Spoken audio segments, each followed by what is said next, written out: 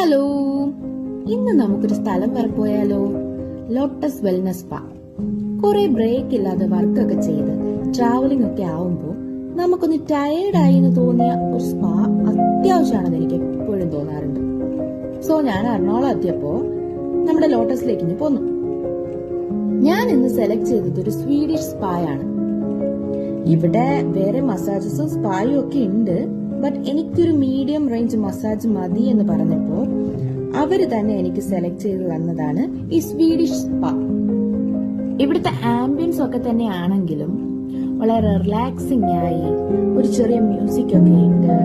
ആ മസാജ് ആസ്വദിക്കാൻ പറ്റുന്ന രീതിയിലാണ് കേട്ടോ അവർ സെറ്റ് ചെയ്തിരിക്കുന്നത്. ഞാൻ ചെയ്തിട്ടുള്ളതിൽ വെച്ച് എനിക്ക് ഏറ്റവും ഇഷ്ടപ്പെട്ട സ്പാ എവിടെയാണെന്ന് ചോദിച്ചാൽ അഫ്കോഴ്സ് ഞാൻ പറയും നമ്മുടെ ലോട്ടസിലേതാണ്.